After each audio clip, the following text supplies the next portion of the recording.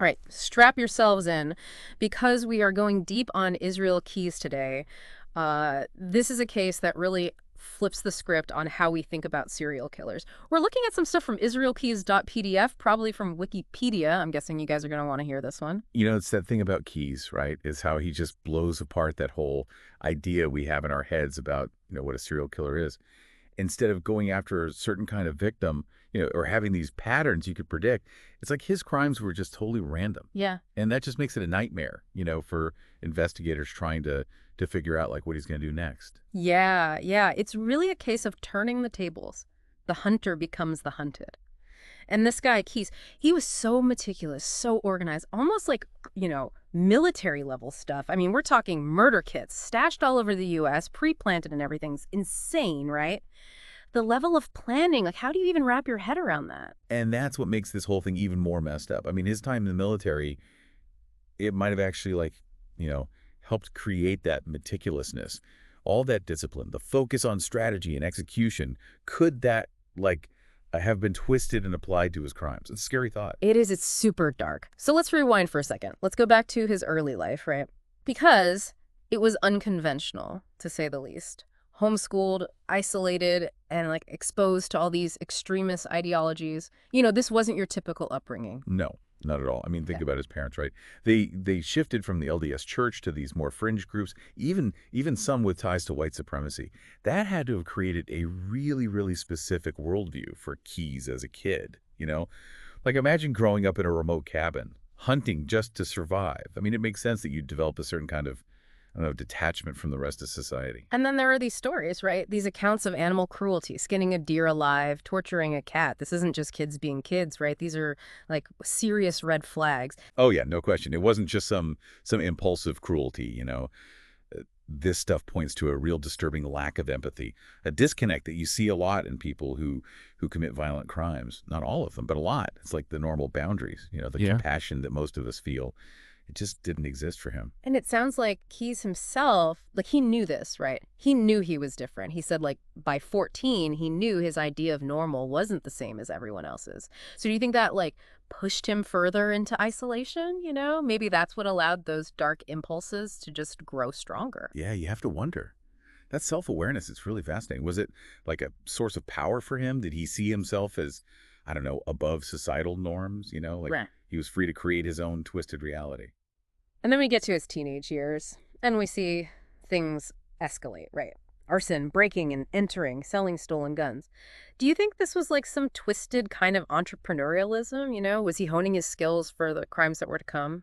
It's like he was testing boundaries, Yeah. pushing the limits to see what he could get away with. And each act builds on the last one, right? It gets more audacious, more calculated, and then boom, at 20, he enlists in the U.S. Army. It's almost paradoxical, right? You'd think the structure, the discipline might have, I don't know, reined him in or something. I know, right? You'd think so. But it seems like for Keyes, the military might have actually provided a framework, like a twisted framework, a way to compartmentalize his psyche. He could function in that world while simultaneously planning and committing horrific acts. Yeah, that's a chilling thought, isn't it? I mean, did the military, with all its emphasis on control and order, actually feed into his need for control, albeit in a distorted way? Did it give him this sense of power that he then, had to exert in his criminal life? And his crimes definitely didn't stop in the army, right? We know about that attempted sexual assault in Egypt. It's like a disturbing premonition of what was to come. Oh, yeah, that incident in Egypt is like a huge turning point, right? It's not just property crime or petty theft anymore. This is a violent act, a violation of another person. The darkness inside him, it's starting to come out, in a much more sinister way. And this is where things take a truly terrifying turn. After he's discharged, Key starts traveling the country, blending in, almost disappearing, all while meticulously planning and executing these horrific crimes. He was like a ghost, just drifting from state to state, picking up odd jobs here and there, always careful to not leave any kind of trail. Yeah. He targeted people randomly all over the U.S., used cash, turned off his phone. It's like he was studying how to disappear completely. And then there's the murder kits, right? These caches of tools and supplies, pre-planted in remote locations, sometimes years before he even targeted a victim in that area. I mean, it's a level of premeditation that's almost impossible to grasp. And it's such a contrast to so many other serial killers. A lot of them are impulsive, chaotic. Keyes was methodical, patient. He wasn't driven by some sudden urge. He was like a hunter, patiently laying traps, waiting for his prey to stumble into them.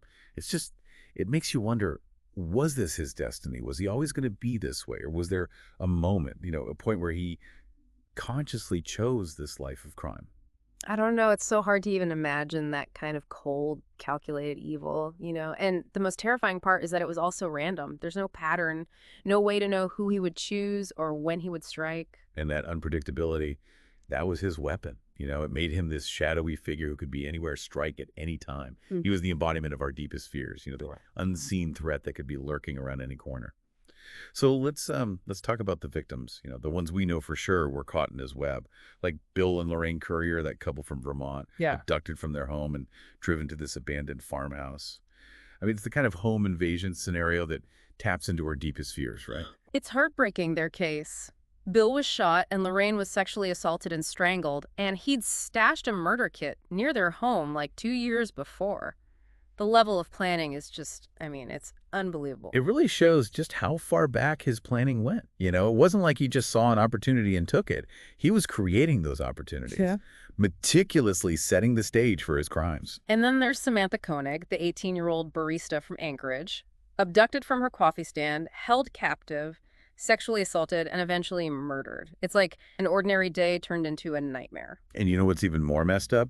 Keyes staged her body with a newspaper, making it look like she was still alive, while he was demanding ransom from her family. Then he dismembered her and dumped her body in a frozen lake. It's just, the cruelty is beyond comprehension. And as horrible as these cases are, they might just be the tip of the iceberg.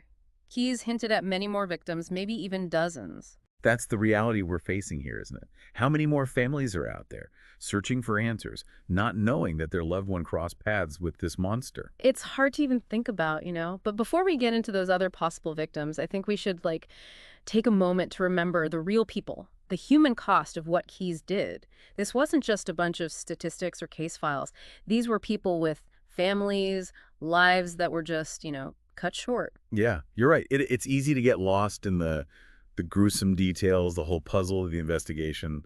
But we can't forget, behind every case, there's a whole world of people whose lives have been shattered. Their pain, their loss, that's the real legacy of what this guy did. Right.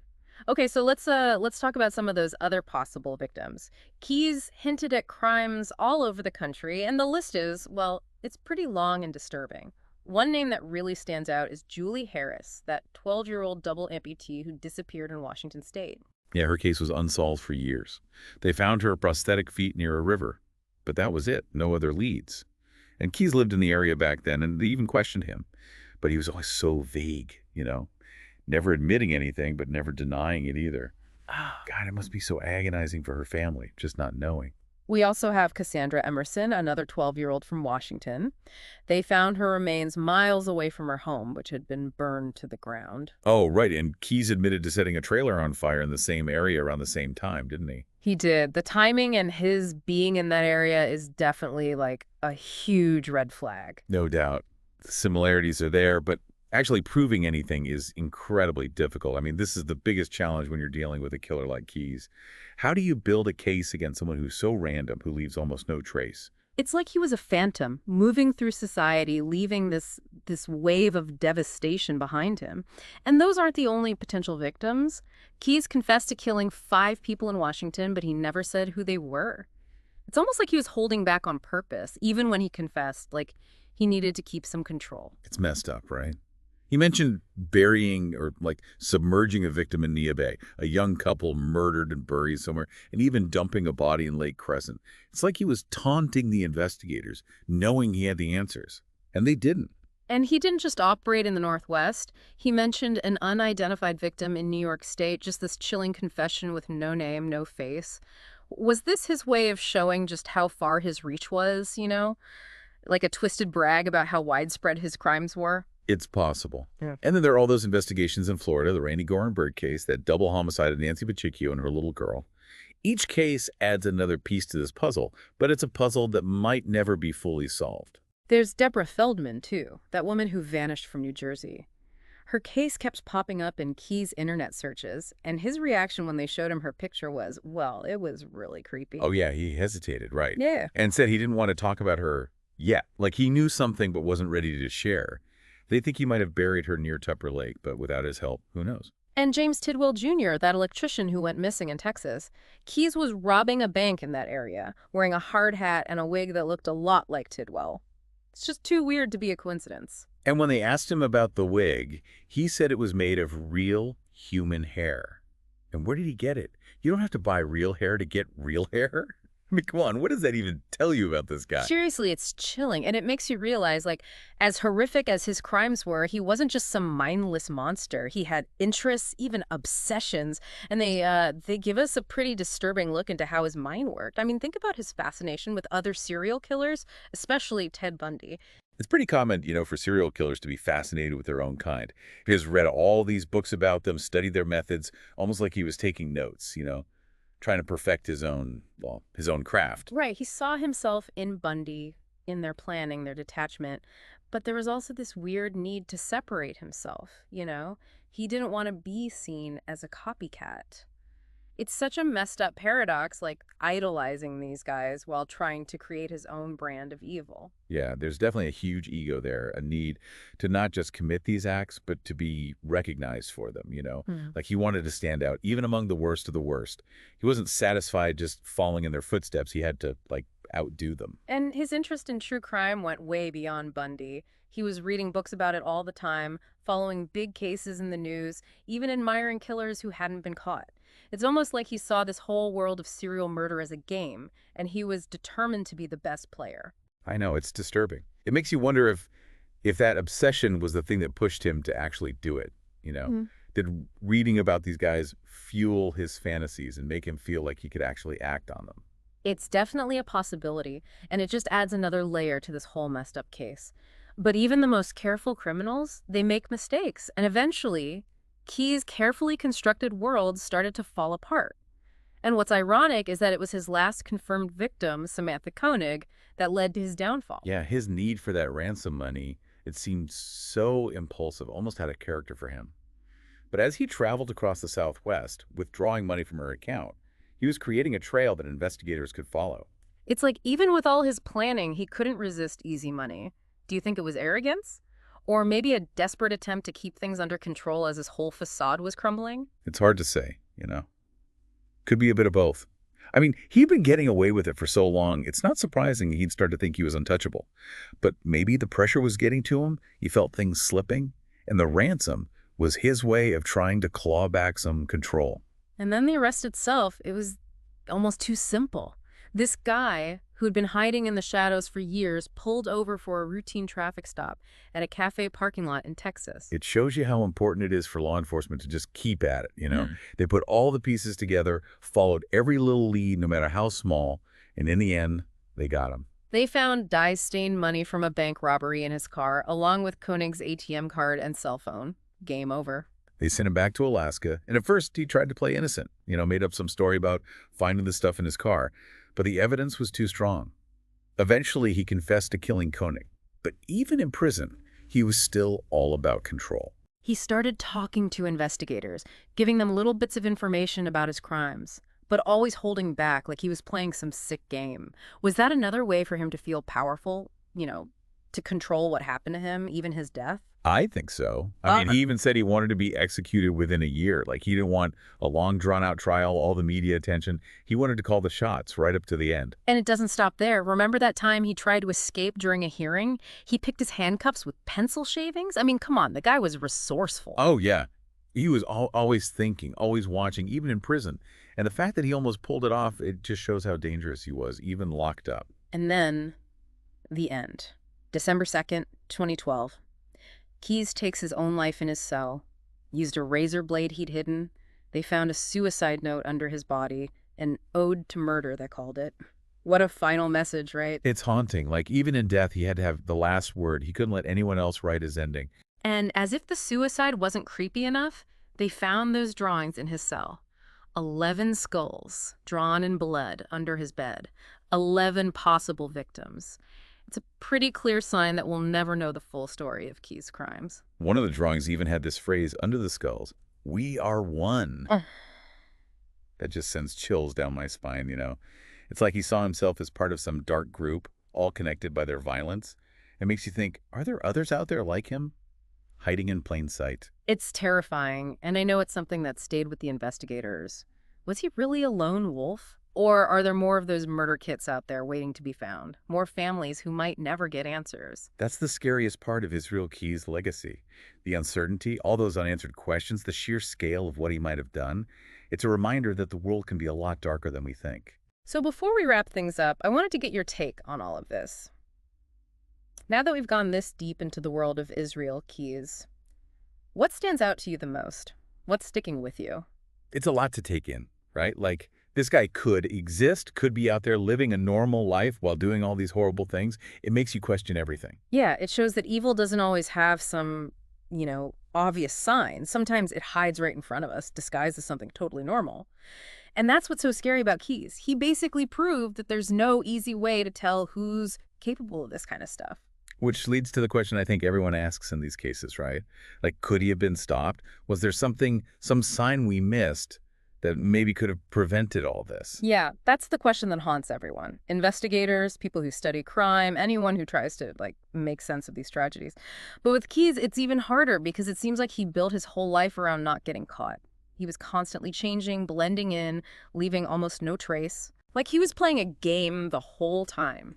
And he'd spent his life studying it, figuring out how not to make the same mistakes as other killers, how to use the system to his advantage. Exactly. He chose his victims randomly, went from state to state, used cash, didn't use his phone. He was a ghost. Even the best investigators couldn't really get a handle on him. Which brings up another issue, a real ethical dilemma for law enforcement. They had him, right? They had the guy who could have given them all this information about other victims, other unsolved cases, but he wasn't going to make it easy. He knew he had the power.